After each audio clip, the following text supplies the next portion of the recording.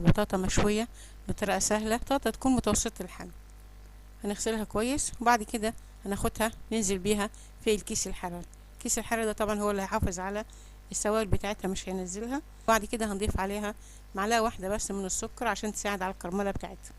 هنخرم الكيس عشان تهوية. كده ندخلها الفرن تقريبا ساعة على درجة متوسطة من فوق ومن تحت النار، وبعد ساعة هنطلعها. كون ده شكلها بعد ما طلعناها ما شاء الله محتفظة بكل السوائل بتاعتها، واللي نزل منها ده نستخدمه. عندنا هنا معلقة زبدة، نضيف عليها 2 معلقة من السكر ونص معلقة من القرفة. ده هنحشي بيها البطاطا. هنهرس المكونات دي مع بعض، نفتحها وهي سخنة. لازم الحشوة تكون وهي سخنة. هنفتح البطاطا معانا ما شاء الله مستوية بحشوة الزبدة والسكر والقرفة. شكلها ما شاء الله جميل. لازم تتحشى وهي سخنة عشان الزبدة تسيح معانا. لازم تكون البطاطا معانا سخنة.